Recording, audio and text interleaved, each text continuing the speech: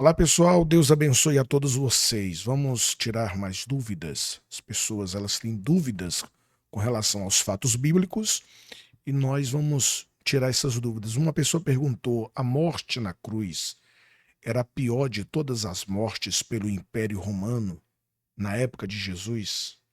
Era a pior, né, forma de morrer? Essa é a pergunta. E o que eu quero que você entenda é que Jesus ele morreu uma morte romana. Embora ele fosse judeu, né, porque a morte de cruz é uma morte romana, tá? E deixa eu colocar aqui os slides para você entender. A morte de cruz não era a única morte, né, causada pelos romanos. Não, podia ser, a pessoa podia ser decapitada. Paulo morreu assim, né? A morte na cruz na época, era a mais vergonhosa de todas as mortes, sem dúvidas. Mas a pessoa também podia ser decapitada, como Paulo. Agora, uma coisa que eu quero que você entenda é o seguinte: o Senhor Jesus, ele morreu como um bandido. Um bandido. Quer dizer, foi uma morte, foi a mais vergonhosa de todas as mortes, era a crucificação. Sim. E o que eu quero que você entenda? O Império Romano, naquela época, era o maior império da época, né? É como se eles fossem os donos do mundo. E o Senhor Jesus morre a pior morte no maior império do mundo.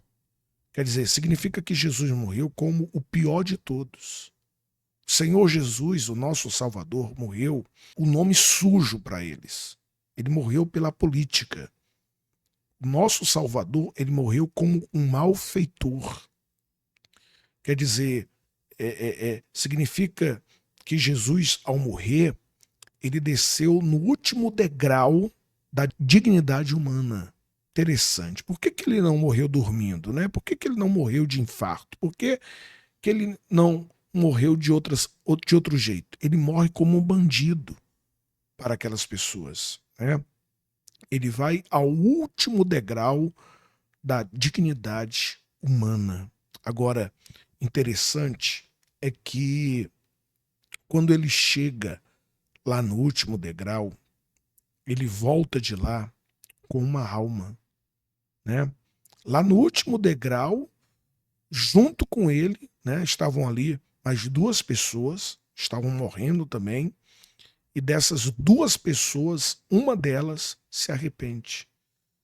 Isso significa que a morte de Cristo salva o pior de todos os pecadores. Então ele sai dessa experiência trazendo um despojo, uma alma, salvando um e libertando o outro, né? Porque Barrabás só foi liberto por causa de Jesus. Libertou Barrabás e ainda salvou o ladrão da cruz.